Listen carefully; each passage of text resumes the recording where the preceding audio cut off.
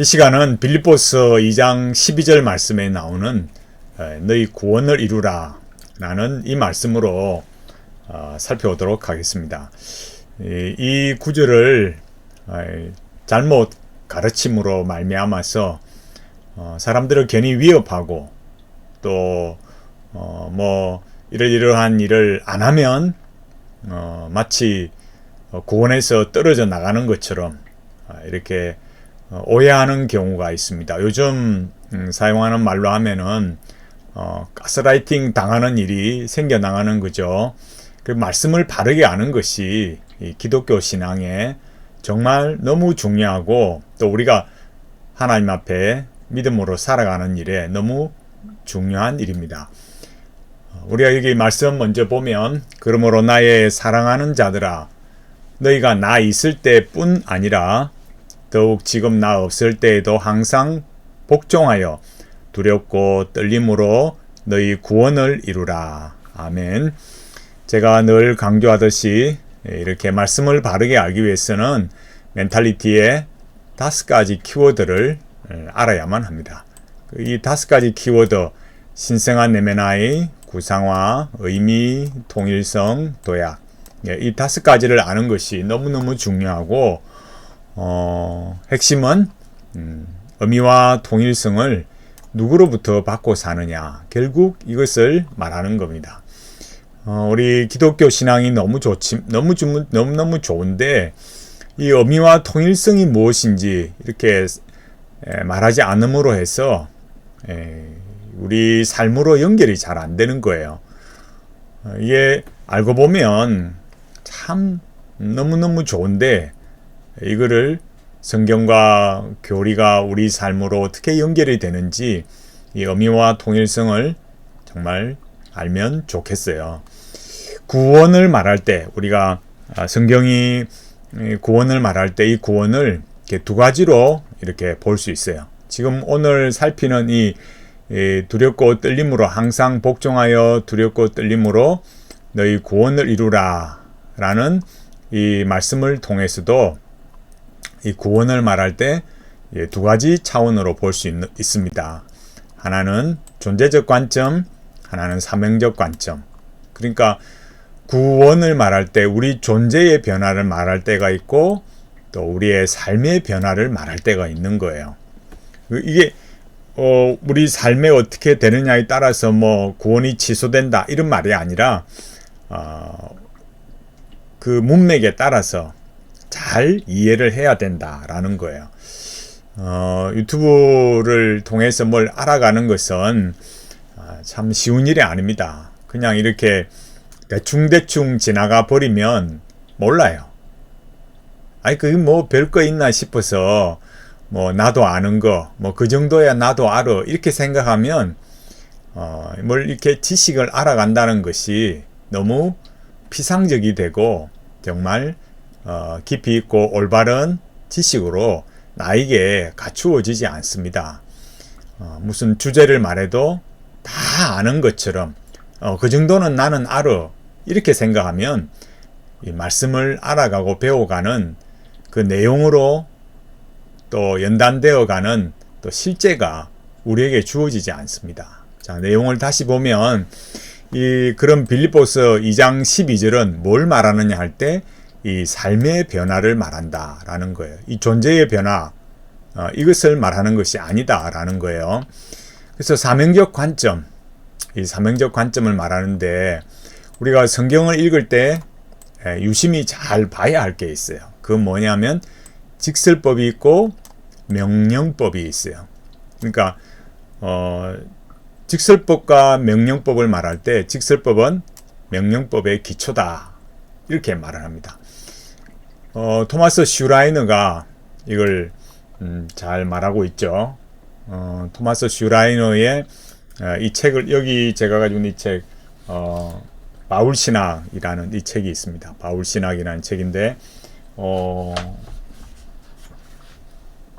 이 책 여기서도 빌립보서를 말하지만 이 책 376페이지 또 374페이지에서도 말하는데 여기 제가 가져온 그 374페이지에 보시면 명령법은 뭐라고 되어 있습니까? 신자들에게 하나님께 영광을 돌리는 방식으로 살라고 촉구하는 데 반해. 그러니까 삶에서 하나님께 영광 돌리는 방식으로 뭐 해야 된다고요? 살아가라고 촉구하는 거.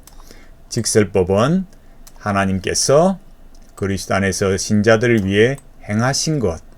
그러니까 직설법은 삼위 하나님께서 우리를 위해서 해 주신 거예요. 이미 과거에 일어난 거고 또 지금도 우리를 위해서 해 주신 것. 그러니까 그리스도 안에서 우리를 위해서 하나님께서 뭘 해 주셨느냐? 이거를 말할 때 구원의 내용으로서 우리에게 말해주는 거예요. 그러니까 우리의 거듭남, 중생에 관해서 말해줍니다. 명령법은 그렇게 거듭난 이 존재의 변화, 이 존재의 변화가 일어난 성도가 어떻게 살아야 되느냐를 말하는 거예요. 그러니까 여기 이렇게 말했잖아요. 직설법은 명령법의 기초다 이렇게 했잖아요. 그러니까 하나님께서 이렇게 해 주셨기 때문에 이렇게 살아야 돼. 제가 늘 강조하지만 그렇기 때문에 성도에게는, 우리 기독교 신앙인에게는 하나님의 율법을 지키는 일에 있어서 강요와 억압이 없다 그랬어요. 그래서 여기 다시 반복하면 직설법은 뭡니까? 존재적 관점의 변화, 우리 존재의 변화. 명령법은 사명적 관점의 변화. 그래서 예수 그리스도의 십자가의 구속으로 우리가 구원을 받았다라는 것을 이 직설법이 말해주는 거예요. 명령법은 무엇입니까? 그래서 윤리적 권면, 성화에 관한 거죠. 그래서 너희가 그런 새로운 존재로 변화되었으니까 그 새로운 존재에 합당한 삶을 살아야 된다라는 것을 말하는 겁니다.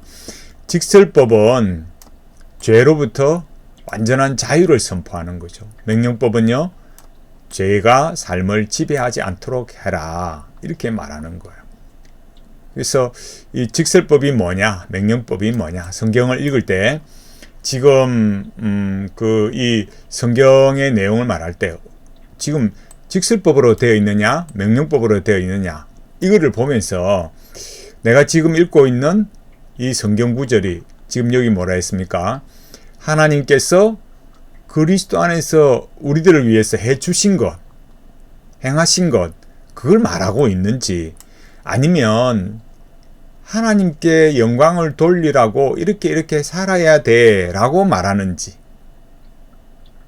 그 두 가지를 잘 보시라는 거예요. 우리가 이 성경을 읽을 때 이 직설법으로 말하고 있는지 명령법으로 말하고 있는지 잘 보라는 거예요. 여기 다른 성경 구절 여기 보면 골로새서 3장 1절에 뭐라 했습니까? 너희가 그리스도와 함께 다시 살리심을 받았으면, 이거는 뭐예요? 직설법에 하는 거죠. 그러니까 주로 어떻게 되어 있습니까? 받았으면 하니까 과거형으로 되어 있죠. 이미 과거에 일어난 일이다 이거예요. 그럼 뭐 해야 되느냐? 위의 것을 찾아라. 그럼 왜 찾아야 하느냐?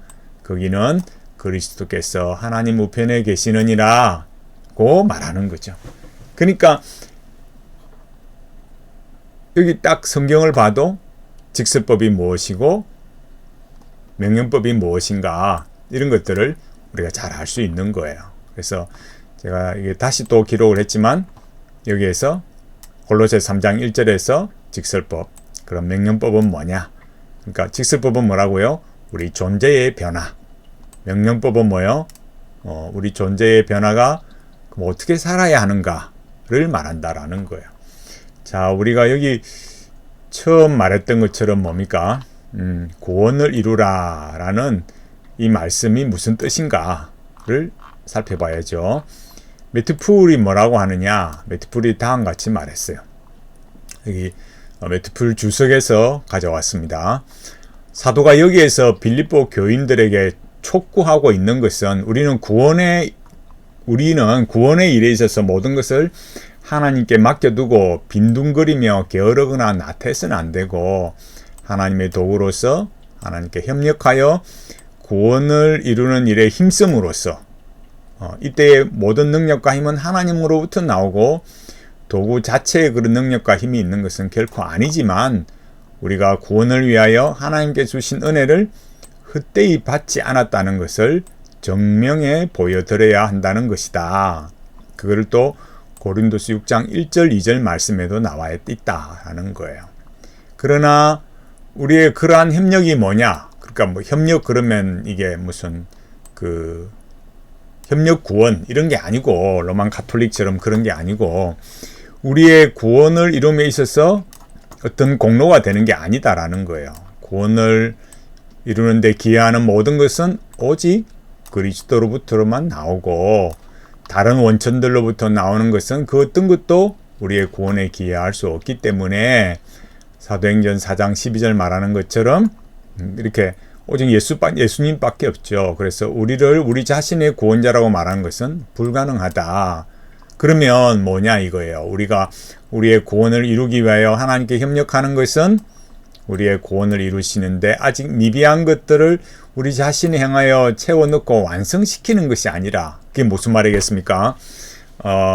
마치 예수님께서 행하신 것들 이미 과거에 이루어진 이 구원이 좀 뭐 부족한 것처럼 다 완성되지 않은 것처럼 그렇게 생각하지 말라는 거예요. 그런 게 아니고 뭐예요? 그리스도께서 이미 다 이루어 놓으신 것이 구체적으로 우리에게 뭐 하도록 효력이 나타나는 적용에 관한 것이다 라는 거예요. 그래서 그리스도 안에서 이미 완성되어 있는 구원을 우리가 받아들인 것은 구원의 원인이나 근거의 문제가 될 수 없고 단지 우리가 구원에 참여하는 길과 수단의 문제일 뿐이다. 이렇게 말했어요. 그러니까 그리스도 안에 있는 그 이미 완성되어 있는 구원을 그죠? 우리가 받아들인다고 해서 저 아르미니우스주의자들처럼 또 저 정동수 목사님이 말하는 것처럼 뭐예요? 인간에게 자유의지가 있다. 우리 하기 나름이다. 하나님께서 구원의 밥상을 다 차려 놓았을지라도 먹고 안 먹고는 우리 자유의지에 달려 있는 거지. 믿기 싫은데도 막 억지로 믿게 하고 또 아니면 하나님께서 구원을 베풀어 놓으셨을지라도 그걸 수락하고 거부하는 거 얼마든지 할 수 있지요. 이렇게 해서는 안 된다라는 거예요. 그러니까 구원의 원인, 구원의 근거 이런 건 우리로서는 할 수 없는 거예요. 자, 여기 두렵고 떨림으로만 했잖아요. 여기에 대해서 메트풀이 뭐라고 말하느냐? 우리 구원과 관련하여 우리 쪽에서 해야 하는 모든 일들을 하나님이 기쁘시게 받을 만하게 우리의 거룩한 정성을 다하여 행하는 모습을 사도가 묘사한 거다라는 거예요. 그래서 이 두 단어를 통해서 말하고자 하는 게 뭐냐? 우리 자신이 구원받을지 어떨지 모르기 때문에 노예 같은 굴종적인 두려움과 의기소침으로 혹시 구원받지 못하면 어쩌나 하는 그런 노심초사하고 지내라는 게 아니다 이거예요. 그럼 뭐냐?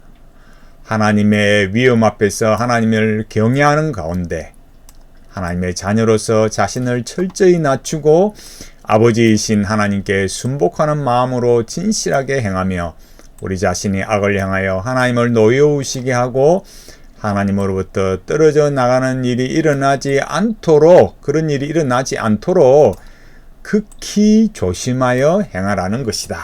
이렇게 말했어요. 그래서 이 두 단어가 우리가 볼 때 뭐라고 해야 되느냐? 이런 뭐 시편이나 다니엘서, 로마서, 고린도전서, 후서, 에베소서 이렇게 다 동일한 의미인데 결국 그 취지가 뭐냐? 이렇게 메트풀이 참 잘 설명을 했어요. 어린아이가 위험한 절벽 위를 걸을 때 두려움을 느끼지만 그럴수록 누구를 의지해요? 더욱더 부모를 의지한다. 부모에게 매달리고 부모에게 도움을 절실하게 원하는 것과 같이 우리가 그리스도의 모범을 따라 스스로 낮아져서 우리의 구원을 이룸에 있어서 우리 자신을 의지하지 말고 전적으로 하나님만 의지하고 의뢰해야 한다는 것이다. 이 뜻이라는 거예요. 그러니까 구원을 이루라는 것이 어떤 겁니까? 마치 우리에게서 뭐가 나온 것처럼 그런 게 아니라는 거예요. 그리스도의 그 구속하심이 우리 삶에 나타나도록 하라는 것이고, 그리고 그것이 마치 절벽위를 걷는 그 어린아이처럼 부모를 전적으로 의지해야 하는 것처럼, 여기 메타포에 뭐라 했어요? 우리 자신을 의지하지 말고 전적으로 하나님을 의지하고 전적으로 하나님을 신뢰하면서 살아야 한다. 이거를 보여준다라는 거예요. 계속해서 살펴보면 박윤선 박사님이 이렇게 말씀하셨어요. 사랑하는 자들아, 사랑하는 자들, 이것은 헬라어 원어로 보면 어떻느냐? 사랑을 입은 자들이다. 이렇게 번역해야 된다라는 거예요. 이 말은 그들이 그리스도의 속죄하여 주신 사랑을 입은 자들이라는 뜻이다. 이렇게 말했어요.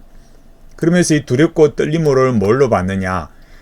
기독교인들의 겁약을 장려함이 아니다. 이 겁약 이런 말은 잘 쓰는 말이 아니니까 저도 잘 몰라요. 그래서 이 북구사전에 보니까 병이 너무 심할 때 병의 기운을 강하게 억누르는 약이다 이러는데, 그러니까 괜히 겁주려고 하는 이런 말이 아니다 이거죠. 그럼 뭐냐?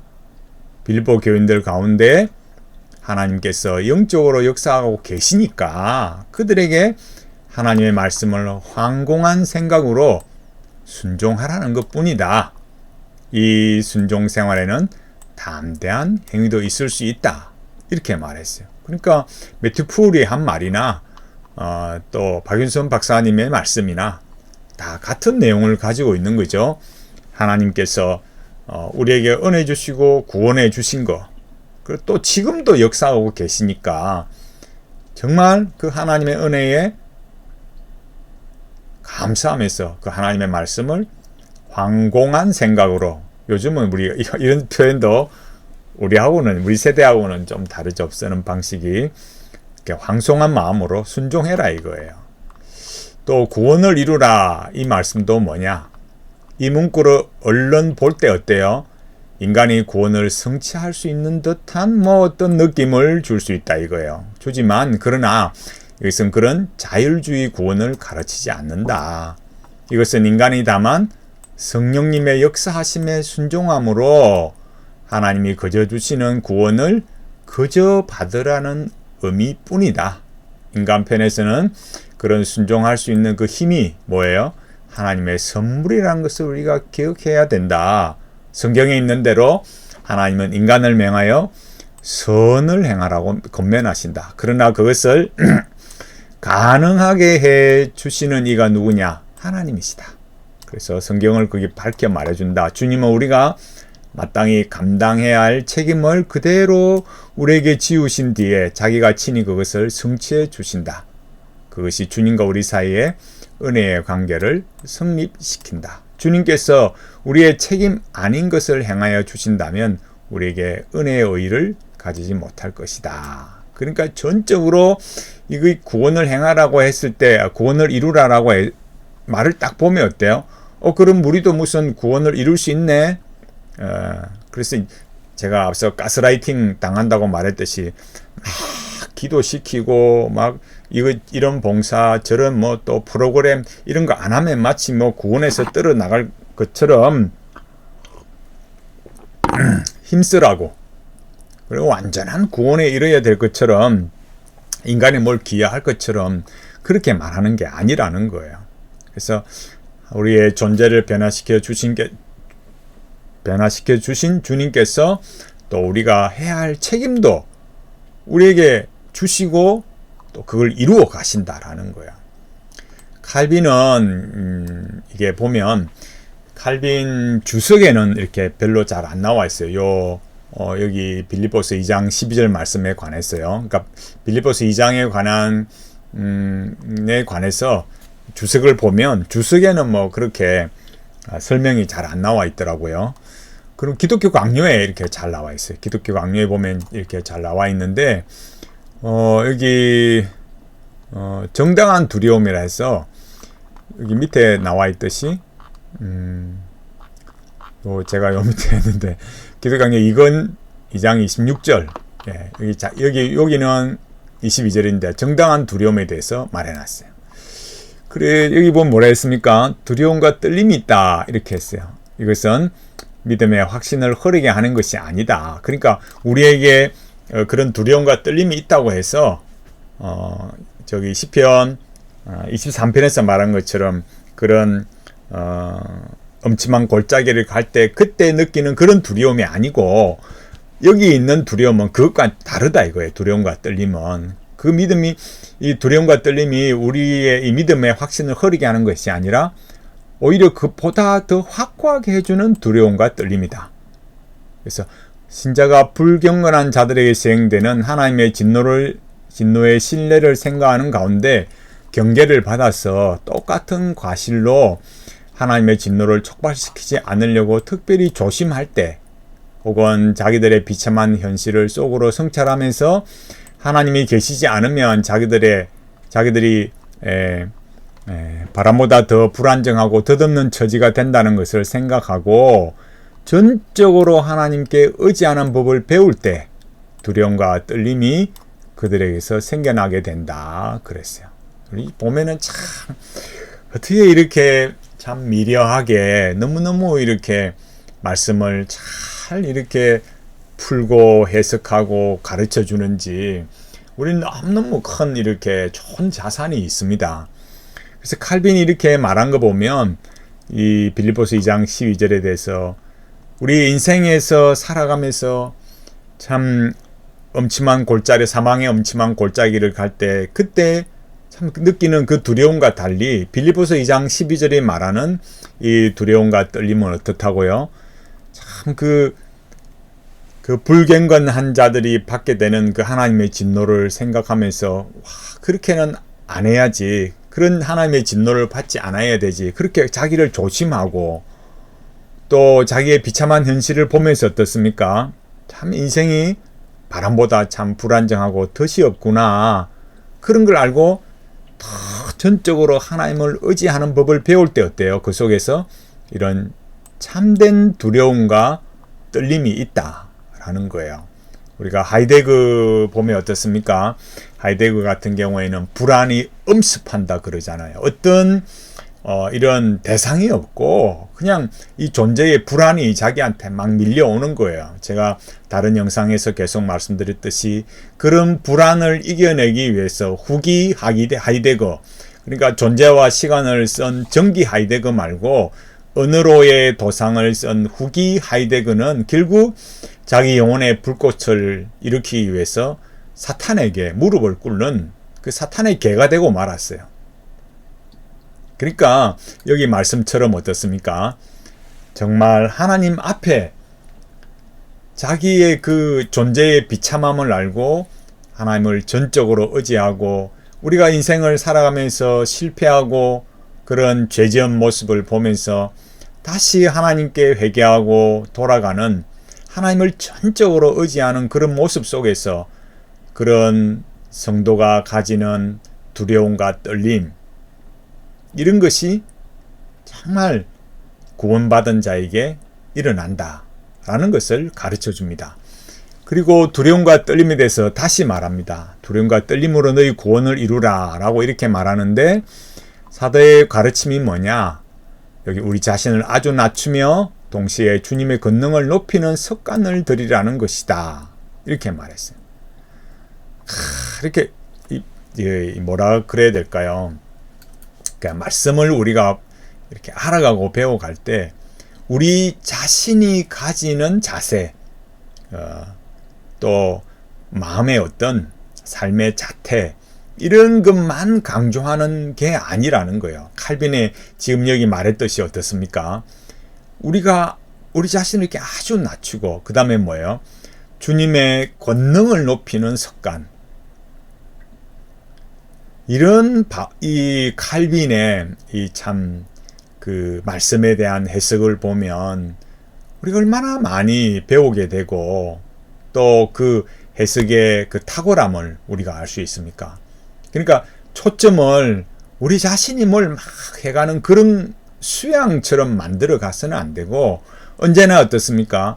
그렇게 하나님 앞에 두려움과 떨림을 가지는 우리의 모습들이 뭘 겨냥하고 있냐, 어떤 목적이 있냐, 이런 걸 잘 말해주고 있는 거죠. 너무너무 우리 영혼이 하나님 앞에 이런 복된 자리로 가도록, 결국 그게 뭡니까? 우리에게 의미와 통일성을 제공하는 우리 주 예수 그리스도의 권능을 높이는 주님의 주님 되심을 높이게 하는 거죠. 그래서 우리 자신을 불신하는 것, 우리 패망의 처지를 각성함으로써 생겨나는 그런 근심, 그래서 우리를 움직여서 주님 안에 확신을 갖게 하고 주님을 의지하도록 만들어주는 것은 없다 이랬어요. 그래서 여기 이 선지자의 말씀도 이런 의미로 이해해야 된다. 나는 주의 풍성한 사랑을 힘입어 주의 집에 들어가 주를 경외함으로 경배하리이다 그랬어요. 그래서 선지자가 여기 하나님의 긍휼하심에 의지하는 담대한 믿음을 하나님의 위험 앞에 나아갈 때마다 반드시 체험하는 경건한 두려움과 하나로 묶어서 말하고 있다. 그러니까 주님 앞에 나아가는 믿음은 뭐예요? 주님 앞에 나아가는 믿음은 하나님의 긍휼을 의지하는 거고, 우리 인생이 앞에 칼빈이 발 때 우린 그렇게 바람같이 이 불안정하고 아무것도 없는 그런 비참한 죄인이니까 하나님의 긍휼을 의지하는 거고, 또 그 다음에 뭐라 그래요? 하나님의 위험 앞에 나아갈 때마다 그 하나님의 하나님 앞에서 우리는 경건한 두려움을 가진다라는 거예요. 그래서 그 위험의 광채를, 하나님의 위험의 광채를 통해서 우리 자신의 더럽고 추함이 얼마나 큰가, 이 하나님의 위험의 광채, 그 앞에서 우리의 추함, 이런 거를 알게 된다라는 거예요. 솔로몬 역시 언제나 마음에 두려움이 있는 자는 마음을 강팍하게 하지 않아서 악에 빠지는 일이 없으므로 복되다고 선언하는데, 이 역시 사실이다. 그 의미하는 두려움이 뭡니까? 우리를 조심성 있게 만들어주는 두려움. 이런 두려움이 있을 때 혼란 중에 있는 마음이 하나님 안에서 회복되며 쓰러져 있는 마음이 하나님 앞에서 일으키심을 받고 자신에 대해 절망 가운데 있는 마음이 하나님을 신뢰함으로 새롭게 소망을 입는 것이다 그랬어요. 그래서 신자들이 두려워하면서도 동시에 가장 확실한 위로를 소유한다, 그렇게 말하는 거예요. 그래서 자기들의 그 허망한 처지에서 눈을 돌리다가, 처지에 그런 것에, 허망한 것에 처지에 눈을 돌리다가 하나님의 진실하심을 마음에 생각하고, 그러면 두려움과 믿음이 어떻게 한 마음에서 공존할 수 있을까라고 물을 사람이 있겠지만, 게으름과 걱정이 서로 공존하는 것과 같다 이거예요. 그래서 불경건한 자들은 하나님에 대한 두려움이 그들을 괴롭히지 못하도록 자기들 스스로 고통에 벗어나려고 벗어나려고 그렇게 하니까 하나님의 심판이 그들을 압박하고 있기 때문에 자기들이 바라는 바대로 얻을 수가 없는 거고, 하나님의 백성들은 어떠냐라고 할 때 하나님께서 그들을 낮아진 가운데서 훈련을 시키고 결연히 싸우는 가운데서 스스로 자기 절제의 콧배 아래 매이도록 하시는데 아무것도 이를 막을 수가 없다, 이렇게 말했어요. 그러니까 그런 낮아짐, 그런 참된 두려움, 떨림 가운데서 더 훈련되고 하나님 앞에 또 절제하며 살아가도록 그렇게 만든다라는 거예요. 전후 문맥을 볼 때 어떻습니까? 사도 바울이 의도가 뭐냐? 그것은 두려움과 떨림이 하나님의 기뻐하시는 뜻으로 말미암아 생겨난다. 그래서 하나님께서는 두려움과 떨림을 통해서 그 백성에게 바른 뜻을 갖게 하고 그 뜻을 용맹스럽게 실행하는 능력을 주시는 것이다 라고 말했어요. 그래서 호세아서 여호와를 경외함으로 여호와 그의 은총으로 나아가려는 선지자의 말씀도 이런 의미다. 그래서 경건이 하나님을 향한 경외심을 불러일으키고 은혜의 감미로운 매력이 침체 상태에 있는 사람을 감동시켜서 두려움과 감탄으로 가득하게 하여 그로 하여금 하나님을 의지하고 겸손하게 하나님의 권능에 굴복하게 한다, 이렇게 말했어요. 박윤선 박사님도 이어지는 13절 주석에서 뭐라 했느냐? 너희 안에 행하시는 이는 하나님이시니 자기의 기쁘신 뜻을 위하여 너희로 소원을 두고 행하시나니, 이 말씀을 통해서 어떻습니까? 이 말을 헬라어로 번역하면 어떻게 되느냐? 하나님께서 어역하면 하나님께서 자기의 기쁘신 뜻을 위하여 너희로 소원을 가지게도 하고 행하게도 하시나니. 그러니까 하나님께서 어떻다고요?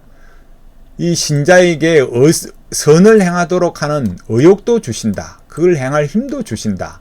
그래서 우리는 자랑할 것이 전혀 없다라는 거예요. 선을 행한 마음도 누가 주시고요? 하나님께서 주신다. 그걸 성취하시는 이도 하나님이시다.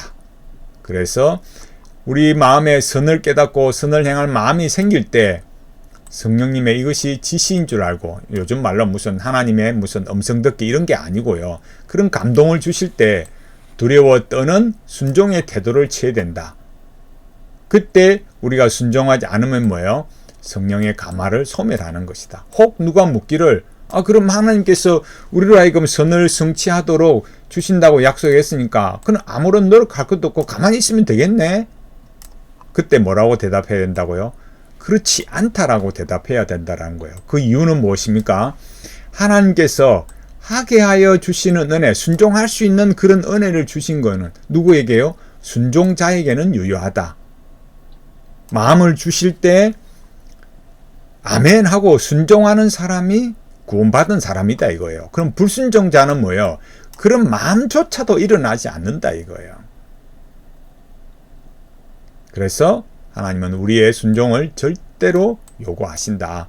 하나님께서 우리 마음에 이렇게 순종할 마음을 주시는 거, 그거는 불신자에게는 그런 거 안 준다 이거예요. 그냥 아무렇게나 살아도 되겠네. 그럼 아무것도 안 해도 되겠네. 그런 말을 할 수 없다 이거예요. 그런 마음을 가지는 사람은 뭐예요? 불신자가 아닌가, 구원받지 않았는가, 그 생각해 봐야 되는 거죠. 우리가 다 100% 잘한다는 게 아니라 그런 마음은 하나님의 택한 성도, 구원받은 그리스도의 피로 구원받은 성도에게 주신다라는 거예요. 칼빈이 뭐라고 했느냐 하면 좋은 것을 향한 본능적인 이끌림은 의지의 자유와 상관이 없다. 그래서 박윤선 박사님께서 이 2장 13절 이렇게 해석하셨듯이 여기 칼빈도 빌립보서 2장 13절에서 성령의 은혜가 있기 전에 뭔가 의지의 작용이 있다 이렇게 할 수 없다 이거예요. 이게 정말 중요한 거죠.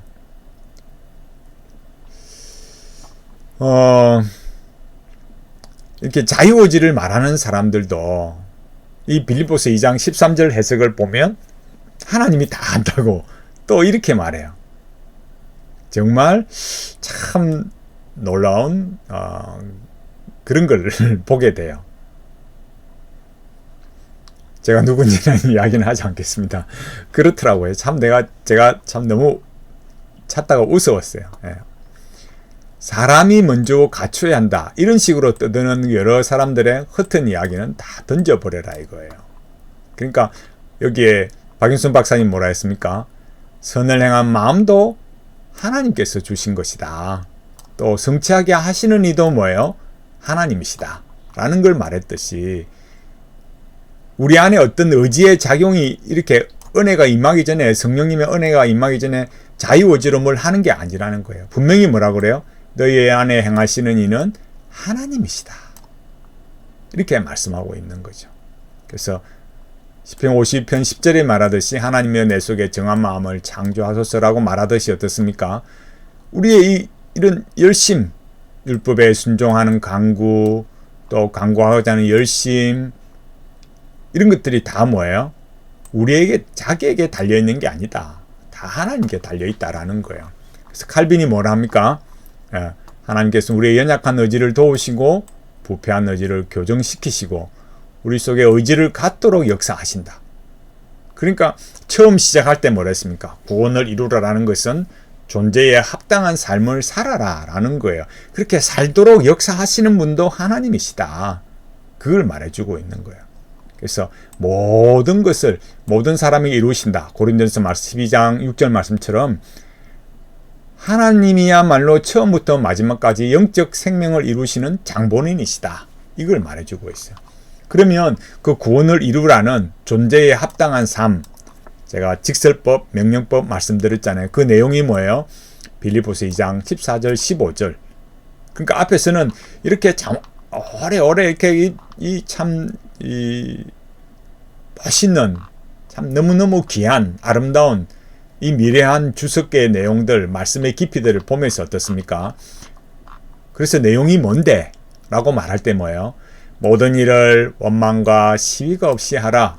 너희가 흠이 없고 순전하여 어그러지고 거스리는 세대 가운데 하나님의 흠없는 자녀로 세상에서 그들 가운데 빛들로 나타내며 그랬어요. 모든 일을 뭘로 하라고요? 원망과 시비가 없이 하라. 이걸 말했어요. 그럼 뭡니까? 기뻐하라 그랬잖아요. 사도 바울이 본인이 감옥에 있을 때 어떻게 했습니까?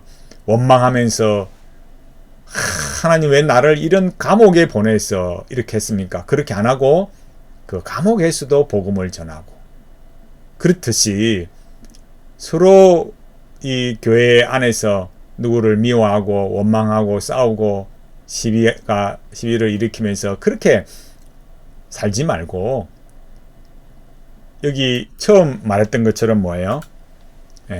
항상 복종하여 두렵고 떨림으로 너희 구원을 이루어라. 그러니까 이 두렵고 떨림이라는 게 칼빈이 말했듯이 어떻습니까? 인생에 그런 시편 23편에 나오는 사망의 엄침한 골짜기가 갈 때 그때 인생이 겪는 그런 두려움 말고 하나님의 위엄, 하나님의 거룩하심 앞에 그런 두렵고 떨림을 가지면서 하나님께서 우리에게 순종하라고 감동을 주시고 역사하실 때 그 인간의 비참하고 아무것도 없는 참 그런 모습, 여기 말했듯이 전적으로 어떻게 하라고요?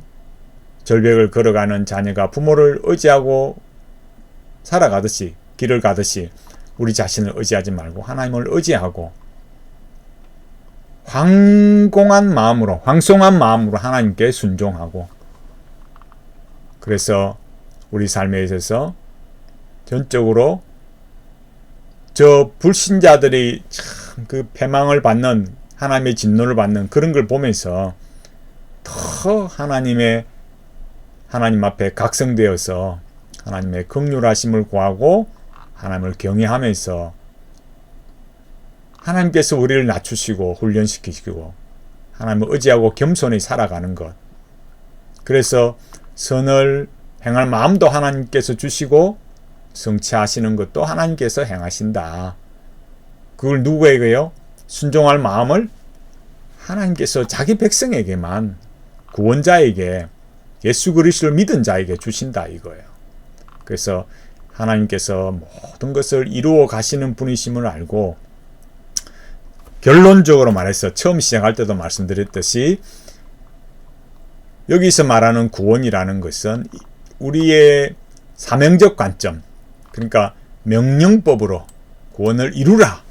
우리 보고 구원에 부족한 것을 너희들이 채워서 만들어야 돼. 이런 게 아니고 무슨 프로그램을 하고 무슨 기도를 하고 이런 걸 통해서 안 하면 너 구원에 떨어진다. 이런 가스라이팅 당하지 마시고 하나님 앞에 그 하나님의 위엄과 하나님의 거룩하심 앞에 진정한 두려움과 떨림을 가지고 거듭난 존재로서 합당한 삶을 살아가는 것. 신자로서 그리스도 안에서 하나님을 향하여 영광을 돌리는 것. 그렇게 살라고 촉구하는 것이다. 존재에 합당한 삶을 살아가도록 하나님께서 말씀하신 것이다. 라는 것을 알고 이 기독교 신앙의 참 위대함을 알고 더 기뻐하고 감사하면서 하나님 앞에 살아가는 우리 모두가 되기를 간절히 바라겠습니다.